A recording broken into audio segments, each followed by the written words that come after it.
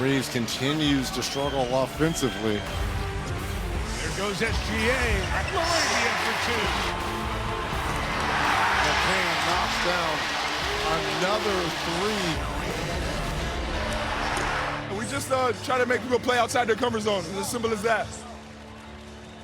You just sense the frustration from LeBron James. Hello, everyone. Welcome to First Take. It is a Mad Dog Wednesday. Hello, Mad Dog. Hello there. Stephen A. and Wendy are both in Los Angeles, and that's where we're going to start. Hi, everyone, with the Lakers. Hold the hell up. Okay. Hold the hell up. Good morning, Shay. Good morning. Good morning, Wendy. Dapper, as always. What the hell is that? Why do you look like you just got out of bed, doggy?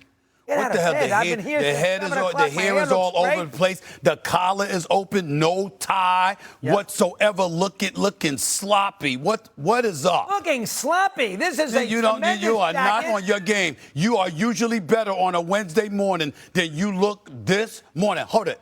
I know why.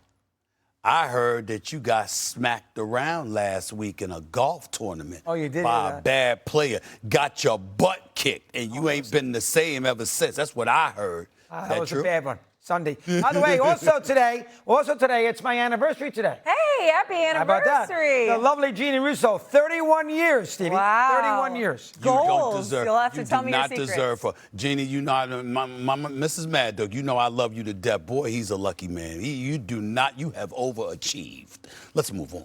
I know. And actually, don't give me your secrets because it's different, you know? It's different. Absolutely. Let's go to the Lakers because Wendy and Stephen A. are both in Los Angeles. They did lose last night to the Thunder, 108-90. What was the biggest reason the Lakers, you think, got blown out in Game 1? Wendy?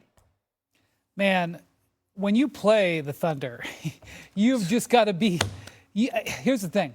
The Thunder played what? C+ basketball? C+. You know? C+.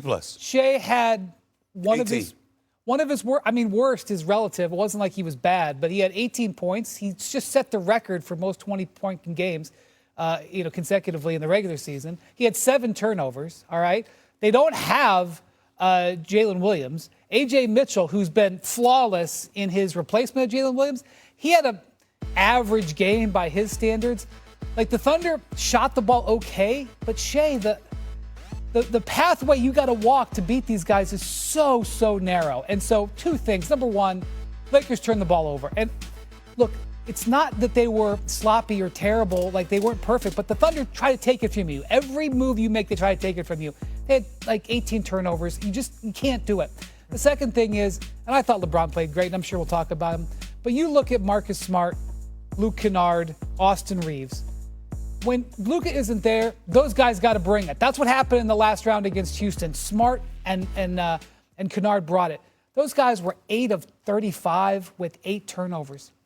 That's just no way forward. You're going to have to play next to flawlessly to beat them one time. The Lakers had a game where the Thunder actually played average basketball, and they let it go through their fingers.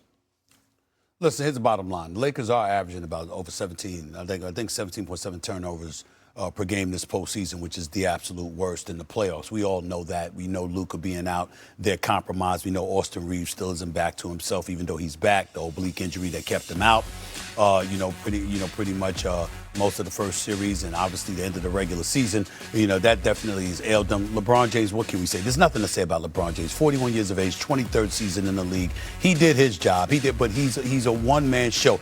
That's not going to work against the reigning, defending NBA champions. And let me put it to you this way, Shay, Doggy, y'all know how I love to use my boxing analogies, okay? You know what last night was the equivalent of, y'all? You're in the ring with a dude that is just walking to you, and he's stalking you, and you can't hurt him. They know it. There's nothing that you can do. I want you to imagine yourself in any kind of fight where somebody is literally walking you down, just walking to you. And no matter how many punches you throw at them, you can hit them with a jab, you can hit them with a hook, you can hit them with a haymaker. It doesn't matter. They're just looking at you, and they keep coming.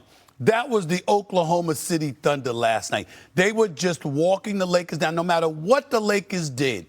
At no time did you ever doubt what the outcome would be, because they just didn't have the personnel. The only difference between that boxing analogy and one that I do, Doggy will appreciate this because he's an historian. Remember when Larry Holmes fought Tex Cobb? This is a guy, Tex Cobb. Larry Holmes was a knockout artist with that right hand, Wendy and Shay. Larry Holmes hit this man with everything. And the man laughed at him and kept coming to the point that even though the fight was stopped, Larry Holmes was so damn frustrated because no matter what he did, the man just smiled at him like the punches was getting hit by paper. That's what I'm talking about with the Oklahoma City Thunder when it comes to the Lakers. They are unfazed. They've won by an average of 27 points or so. In the 5 games they beat them this year, all 5 matches, they are not worried about the Lakers in the slightest. This is what we saw last night, and that was with their C game. Wait until it gets up to a B, and God help the Lakers if it's ever an A. And I think, Stevie, in that Tex Cobb fight, wasn't that Howard Cosell's last ever fight? That's right.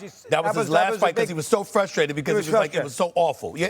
Yeah. Good job bringing that one up. That was a famous theme, folks. It was on TV, and Cosell said, I can't do this anymore. It's just not competitive. Because and he he saw him bailed. getting beat. Yeah. I'm not too sure how to analyze the game. There's nothing to analyze. I mean, Brian did a great job. Stevie, what's there to say? Lakers done is good. I mean, Reeves is not 100% right now. He's just getting himself back in shape. It's almost like the Thunder realized they can beat the Lakers with one hand tied behind their back. Williams sounds like he's closer to returning before Luka is, so that's going to be more problematic. SGA was, I didn't realize, you're right, he had that great 20-point streak, only scored 18. Plus, they haven't played any games, the Thunder. They killed the Suns in 4 straight. They never would have challenged there. They had basically a week off. You thought maybe be a little flat, and no issues whatsoever. So, listen, I don't think the Thunder, I know J.J. Redick said this week it's like one of the great all-time teams. No, it's not. And this is a team last year in the final, then they trailed 2-1 to Denver, had to beat him in a 7th game, and were in big trouble with Indiana, who wasn't a great team, down 2-1, and they may have lost if Halliburton didn't hurt himself in the game 7. So this is not an all-time great team.